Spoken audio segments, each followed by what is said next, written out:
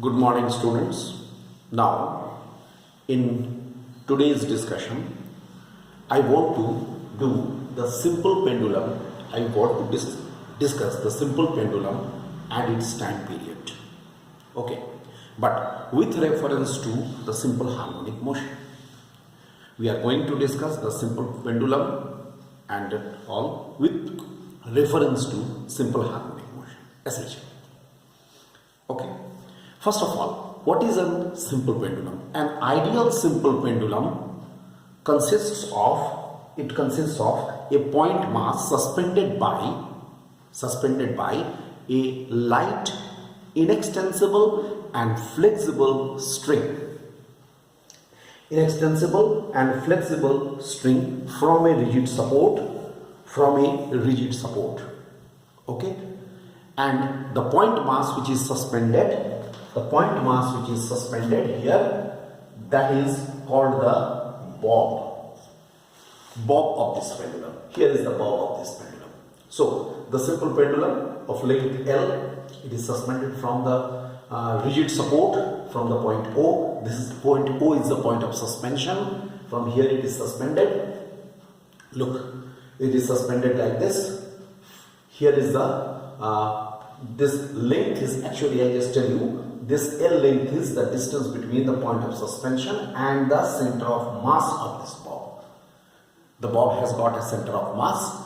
In between the center of mass and the point of suspension, this length is L. It is called the length of the pendulum.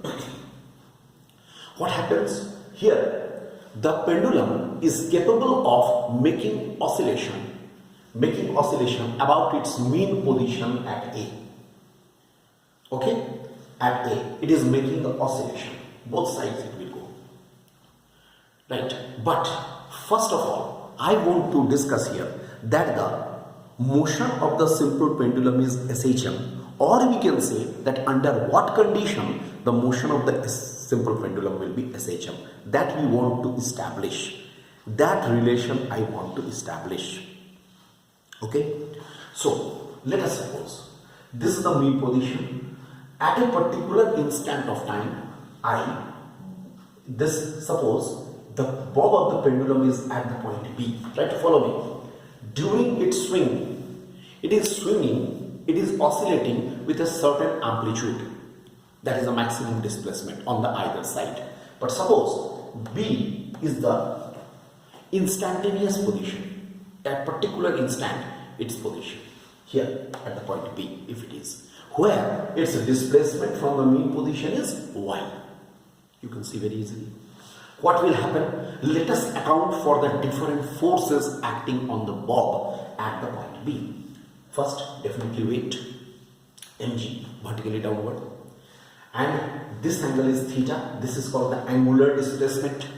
Y is the linear displacement, theta is the angular displacement. Okay, here theta is the angular displacement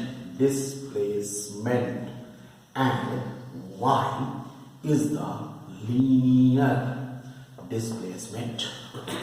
Okay, fine. What happens at this point? Mg will be acting downward. Here this angle is theta, means geometrically this angle is also theta. Mg cos theta this side, mg sin theta this side. Mg cos theta is balanced by the tension of the string, or tension in the string, capital T. Okay, capital T is the tension in the string. Here, mind this, capital T is the tension. Okay, this is the capital T. Here I am making it the tension because I am making it a point because capital T will also be the time period of the simple pendulum. So one should not confuse with these two factors. And secondly, when we are bringing this bob to this point B and release, it always try to come back to its original condition, that is to the mean position. It will try to come to its mean position with a certain force called restoring force. How much will be the restoring force? It is mg sin theta. Okay, so restoring force F is equal to obviously mg sin theta minus Negative sign, you can write negative sign shows that the restoring force is towards the mean position. Here, negative sign indicates that the restoring force is towards the mean position. It will be acting towards mean position. This is the significance of the negative sign. Then, it is equal to minus mg into theta. Here I write for small angle. For small angle, sine theta equal to theta. We must know that sine theta is equal to theta trigonometrically. I am considering this angular displacement to be very, very small. Then, F should be taken as m into a according to Newton's law. That is equal to minus mg and theta. According to the, here I write theta, m cancels. Here I write as F is equal to ma. Always we should write the comment. Why we have taken F is equal to ma by Newton's second law. Now, A is equal to minus g theta. Now, from the formula,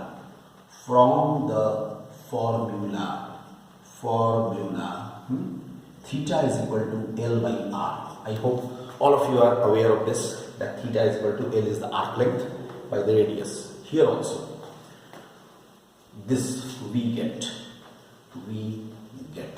What we get? A is equal to minus g and it will be y by L. Look, I can write it is L by R. L means arc length by radius. So L by y by L. Now, as G and L are constants. Now you will say how G and L are constant? G is a constant at a particular place, and for a particular pendulum, L is a constant. Okay? L is a constant. So A is directly proportional to minus y, which shows the SHM. We have proved the motion of the simple pendulum is SHM, but when it will be SHM? For the small angular displacement, not for the large angular displacement. For small angular displacement, it will be SHM. This is why when you are performing the experiment of simple pendulum, always it is advised to keep the angular displacement to be very small. Okay. Now we are confirmed that this is SHM. Now when we are confirmed that it is SHM, the motion of the pendulum is SHM, now we can compare this expression with the standard equation of SHM. So comparing above expression with standard equation of SHM. That is, what is that? A is equal to minus omega square y. Already we have discussed it. A is equal to minus omega square y. That is the standard equation of SHM. What we get? If we compare, then what we get? Here, see, G by L, you just separate. G by L, we get omega square is equal to G by L. Because you are comparing this expression with this expression. Underlying expressions are compared. So this we are getting, which implies omega is equal to root G by L. And what is omega? Twice pi by capital T. याद रहे, capital T is the time period. That is equal to root G by L, which implies T is equal to twice pi root L by G. Look, this is the final expression. Dear students, I know you all of you are very much aware, very much familiar with this expression, but the main thing, remarkable thing is that we have proved this expression with the help of SHM, with the concept of SHM. SHM के concept के द्वारा हमने इसको prove किया, यही इसका सबसे salient feature है. और याद रहे, ये जो distance है, O से लेकर के center of mass, center of suspension, O is called center of suspension, and here there is the center of mass at the center of this ball. This distance is L. Okay, this distance is L. So with this we prove here the time period of the simple pendulum. Okay, after that there is the factor affecting the time period of the simple pendulum. Okay, right? It's clear. I hope this is about the simple pendulum and its time period. Thank you.